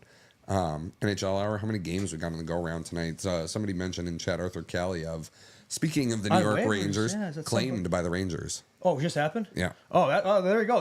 We literally just talked about they should do something, and they did. So, Kaliev, I enjoyed watching him with the World Juniors. Yeah, it didn't work out with 2021. It didn't work out with the Kings there, but I still think that's a guy of potential. I mean, good physical, gritty player. Definitely got some, his scoring hasn't really happened for him at the NHL level, but I think he's definitely got some untapped potential there. So maybe he could be the fix the Rangers need there. I don't know. I don't know if that's really a massive, big piece addition that we were talking about, but at least it's something. They definitely need to do something. So we'll see where they insert him there, how much he can help out. It reminds me of like the Bruins claiming Wallstrom off waivers a little bit too. Yeah, like a change of scenery type of thing. Try to get this kid going who hasn't worked out yet. Kid who shoots it in the net a lot, or could shoot it. He's got a good shot. Yeah, I mean, he's a guy who should be scoring goals at this level. Just hasn't happened yet. Yeah. He hasn't played in the NHL this season, Kaliev. He's only played in the American Hockey League. So. Actually, I didn't know that. Well, yeah, neither did I. 5 games in the American Hockey League. That's it. Maybe not going to be a needle mover for this Rangers roster, but it's something. Yeah, you never know. 4 games on the NHL schedule tonight. Caps, Sabres, all Canadian matchup. You got the Canucks, Canadians. The marquee matchup of the night, probably the Panthers, Avalanche. Definitely. Is my I guess. would say so. And hopefully, that could be a Stanley Cup there. Hopefully it's a tough game where they kind of get beaten up a little bit, but then beat the Panthers so that they're not coming in on Wednesday like hungry, needing a dub, Because it does seem like any time a team that's like in a drought or whoever's playing the Hawks, like that tends to be the game where they come out and look at the Sabres too, in addition to the Rangers last night. So yeah, hopefully a team with the games we tend to win tend to be like against teams of like really nothing really to play for, like the Canadians. So yeah, that'd be nice. Yeah. Did you guys see that Frank Vetrano contract at all? No. Yeah, he's just extended, right? So he was extended. The thing about the contract, though, is the deferred money part of it. And it's, so Jacob Slavin signed a contract that had deferred money. So did Seth Jarvis. And then Jake McCabe's extension in Toronto also had a little deferred money. But this was like the most deferred money contract that we've seen in the NHL so far. I want to get the exact terms of it correctly. But basically what it is, oh gosh, I'm trying to ramble through here for a second. So it's oh gosh, come on, Tassos, figure it out. I don't know. But the deal is deferred money. Basically starting in like 2035. Okay, here it is. Whoa. 3-year extension, worth $4.57 million AAV, but it's actually like an $18 million contract. So it's actually like a $6 million AAV, but it's not. So $9 million of his salary is being deferred. Starts in 2035 and goes until 2045. What? So he's going to get paid $900,000 a year from 2035 to 2045. And so basically the idea behind the contract is that he will not be living in California in 2035, that his career will be over most likely because he's 30 years old and he's Frank Vetrano. But that by the time 2035 rolls around, he'll be living in a state where it's not taxed California taxes, and then he'll be able to take that salary. So it actually lowers the AAV of the contract too, whereas like if it were like a 3-year, $18 million contract, it would be $6 million AAV, but now it's a $4.57 million AAV. So this is the most deferred money contract we've seen in the National Hockey League so far. Probably going to start seeing that more, especially with those teams like California and that's New a big York brain maybe move. too. Yeah. Like, why would you not jump all over that? You know, it's good for both sides. Yeah, it is good for both sides. Now, the only thing that I can envision with that is like the NHL doesn't know how to have nice things, and that there is a CBA negotiation upcoming soon. And apparently there is talks that this will be discussed at least as part of the construction of a new CBA, that they're going to, you know, decide whether it is a good thing or if it's not a good thing or how much, you know, other teams like it. But you know what? Like, we've seen so much, and I know people don't, some people love it, some people hate it, the whole no tax state situation where teams like Vegas and Florida and Dallas and Tampa are able to like lock these guys up for, you know, like, less money. You know, like, what was it? Like Jake Ottinger's taking home more money on his deal than Igor Shesterkin is, and, you know, because of New York taxes versus Texas taxes. Texas taxes. Try saying that 5 times Texas fast. taxes. Okay, you got it once. Texas taxes, Texas taxes, Texas taxes, Texas taxes, Texas taxes. All right. Wow, impressive. All right. Very I don't nice. even think I was saying it right that whole time. Yeah. But you kind of get the point here where it's like, oh, that is a team, or that is a way for some of these teams, like the California teams, the Canadian teams, even like the taxes in Canada are really high. I know here it's not like, it's not the worst. It's not, you know, it's not California, but it's not, you know, it's not Dallas either. Florida for sure. Yeah. So, you know, maybe that's a way for some of these teams to like get a little creative, you know, defer the money. Maybe if we're talking about bringing in Mikko Rantanen here to Chicago, you could maybe even go up to 14.5, and you could, you know. I mean, if we only give them 10, you know, if we're still paying them in 2082, I'm good with that. Yeah. I like it. I don't know if you guys had any thoughts on it. No, I like it too. I'm lost for words. I just haven't really heard much about contracts like that before. Yeah, like you said, it's kind of, I guess, a new thing. We'll see if we'll see more contracts like that in the future. I think it's a smart move. It would be pretty stupid to get rid of it or like put restrictions on it, because it allows some of these teams in these states to compete with, you know, like, it's not a fair playing field when, as you just mentioned, there are certain states with way better tax situations. So those teams are obviously going to be at an inherent advantage. So I think this contract thing kind of at least levels the playing field a little bit, you know, because it's not like the teams with great tax situations are going to be doing it too often. You know, those guys are going to want all the money as soon as possible, because then if it's not taxed insanely, you can invest it, and that money's going to be more in 10 years if you invest it versus just waiting and stretching it out and getting paid, you know, a stipend every year. So I think it's a good thing to level especially in this weird, you know, it's a hard cap in the NHL, and so I think anything that you can do to make it as level of a playing field as possible is a good thing for the league. Yeah, ditto. Yeah, I agree.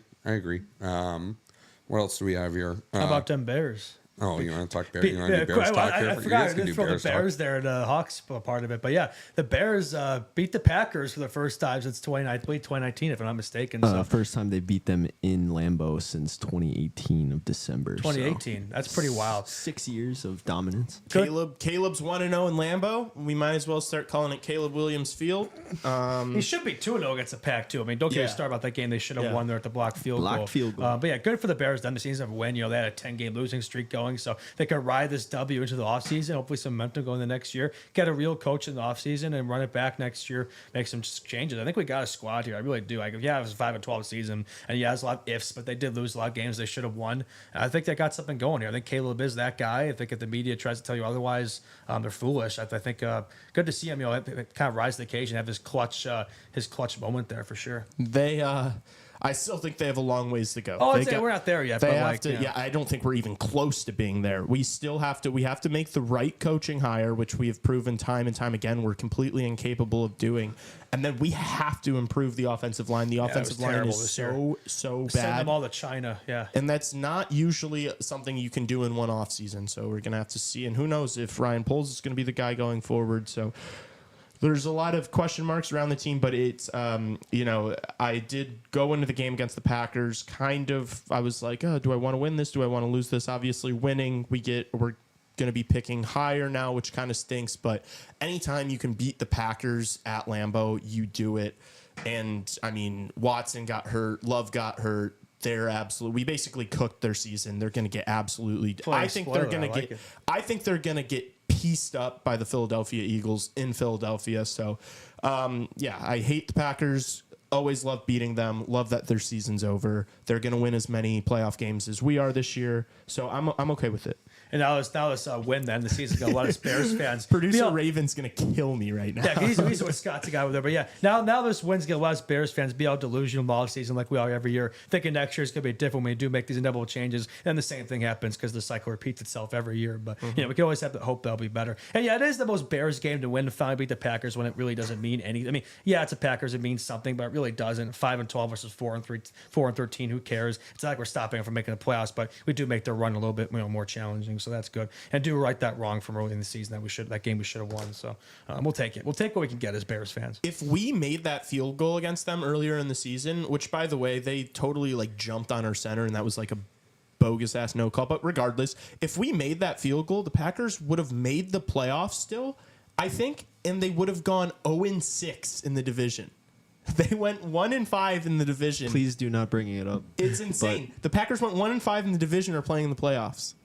They could have been 0-6. That's crazy. It just shows you how good the NFC I was North going to say, that shows you how just all four of those teams, if they're all good, it's going to be impossible to pick who's coming out every single year. So literally. Nobody had the Vikings. It was Lions, obviously. Then it was Packers. Bears might make the playoffs. Vikings are going to be bad. And the amount of close games they lost in the division. I mean, the Thanksgiving game that Eberflus threw away, the one in OT against the Vikings. And obviously that Hail Mary changed their season, but that wasn't the NFC game.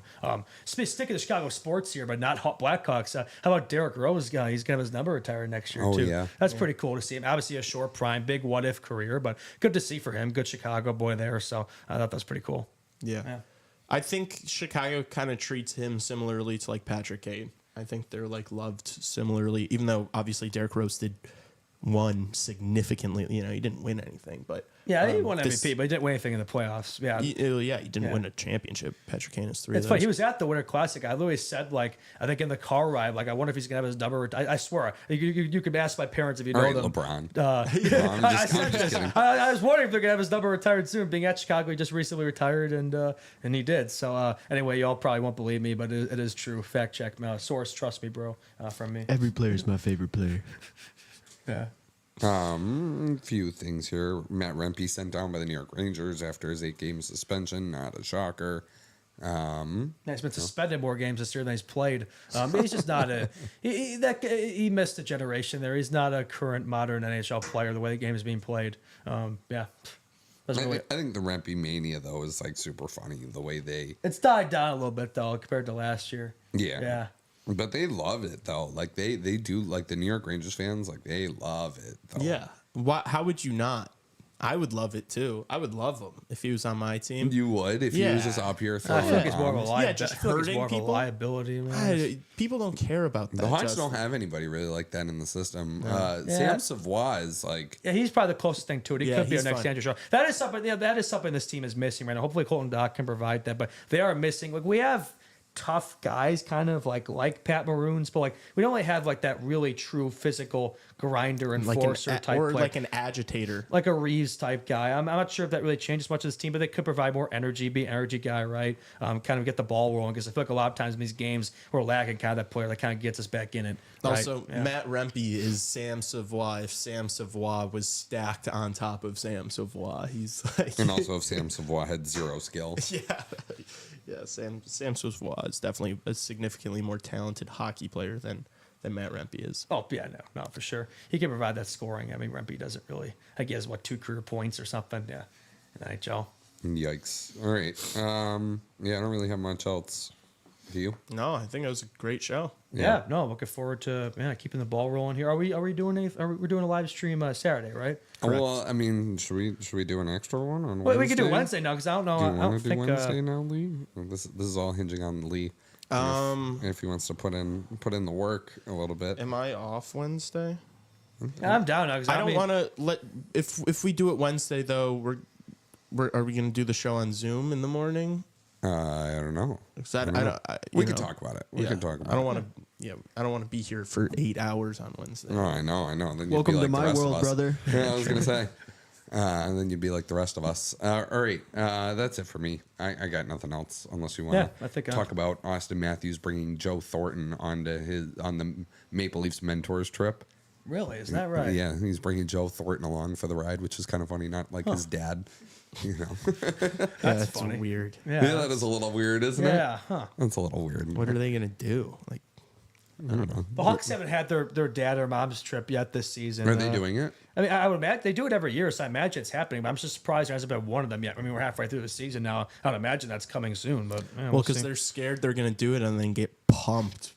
Well, last year the mom's trip went really well for the Blackhawks. They won that game against Betsy had a 4-point game against the Lightning. Then he had a 2-goal game. The next game against the Panthers, he lost. That one was a good game. I can't remember what happened on the dad's trip, but the mom's trip was at least a success. They did both. They did a dad and mom's trip. I assume they did. Or did they do a dad's trip last year? Actually, I don't even know if I remember a dad. I don't know why you would do one or the other. I feel like you would do both or none. But anyway, some teams they do like a siblings trip now. Some teams do a mentors trip. They call it like different things, because not all the players have their parents around anymore, and you don't want to exclude anybody, right? But yeah, I don't know. No, the Hawks should do something like that. Maybe give them a little bit more juice. Yeah, that's what I'm saying. This team needs like a spark, or something like that. Whether that's a trade or, we've been calling guys up, so we've been making moves there. Maybe there's still more we can do from that front. But yeah, because right now it's kind of status quo right now. We're kind of stuck in a rut, which maybe that's not a bad thing for the long term, but for the short term, it does kind of suck. Okay, I actually do have a last thing to end the show with. Did you see this clip of the KHL of the guy's phone falling out of his pocket on the ice? I did just see that before the show started. How does that even need to look happen? at this, Lee, if you haven't seen this. How do you leave your? I didn't watch the whole video. Who leaves their phone in their pocket as they're playing? Honestly, like my take on it is like, what a bozo. Like, Yeah, what seriously. that's a loser move. How is that guy not going to get at, especially KHL? Like those coaches are crazy. Is that guy not going to get crucified Check for the that? phone in between So shifts. the funny part about the end of the clip, I don't know if this one showed it, but there is a clip out there of So the ref is like, he goes to the bench, and then the one guy on the bench is like, no, it's on the other bench, and then a guy further down the bench is like, actually, it's mine. Yeah, you don't want to out yourself there. I just don't know how you even do that. How do you I don't know. forget? He's like, oh, it's me, and I don't know. I just thought that was funny. My God, if I was a coach, I'd lose my mind in that instance. I would dude. freak out. Yeah. Bet if Tortorella would have saw that. Oh my God, dude. Cut. Worse, They would have dude. traded him. Tortorella probably would be like, get this guy out of here right now, or I quit. Yeah. Yeah, he was checking what the meme accounts were saying about him in their missions, clearly. The jokes were so funny. It was like when your girl tells you, like, are you really playing a hockey game right now, or something He's checking his snaps and checking out the blondes in the stands there. Yeah, Good to see that Trevor made it to work on these icy roads. So. I was a little late today because my car was all iced up, my shield, so I had to like take the shovel and just like smack the ice off of it. But thankfully I did get here. But yeah, it is a bit of a cold day here in Chickasha-town. I won't lie. When you said that, I thought you meant like Trevor Zegras, as if like he was the guy with the phone in his pocket. Oh my goodness! Because that totally would probably be the player in the NHL. That would have his phone in his Instagram pocket. hockey there. Instagram hockey. Instagram hockey. That's pretty funny. All right, everybody. That's going to do it for this show.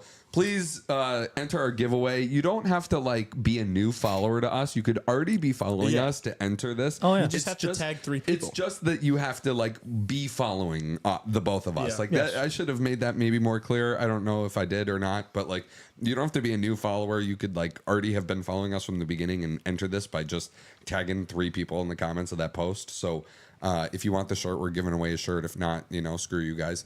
No, I'm just kidding. But I think we're gonna do. I think the next giveaway we do is going to be for tickets to a game. Ooh, so that'd be cool.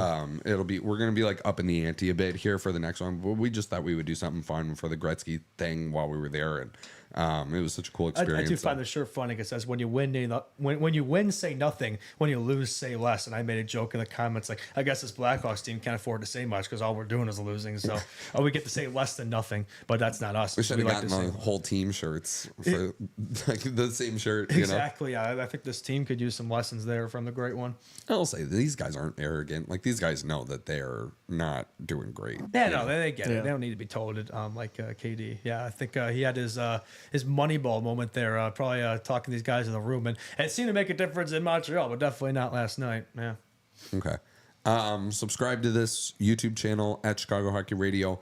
Leave a 5-star rating and review. Make sure you're following us on Instagram. Make sure you're tagging friends in the comments of that post, telling friends about our show, sharing it around. If you're at a Blackhawks game this week, be like, hey, you listen to Chicago Hockey Radio? Hey, do you listen to Chicago Hockey Radio? I do. Yeah, I was preaching the gospel there at the game yesterday. Yeah, I got some people recognized me even, and I was wearing the hat too, and said they listened to the pod. So yeah, I definitely appreciate that. Appreciate all y'all's support. Hey now, yeah, I was doing the same at the college games this weekend, and I literally had like 4 shirts on, a hoodie, and then I'd throw my CHR shirt on top of it just so I could like be a walking billboard for us while walking around Wrigley this weekend. So yeah, that was fun. Continue to do what you do. Like I said on the post game yesterday, and I said it on when we did the Gretzky's basement thing, we wouldn't have been able to do any of that cool, fun stuff without everybody listening and being, as supportive of us as they have been. And that continues to be invited to cool places and in cool spaces and meeting cool people. And we thank you for that. So we're happy to bring you guys the content that you deserve. And hopefully it's helping get you through a tough Hawk season. So, all right, we will be back Wednesday before Hawks Avalanche, and then maybe there's a live stream that day. I don't know if there is. You'll hear from us. If not, we'll do Saturday. But yeah, that's it for me. We'll see everybody Wednesday. All right.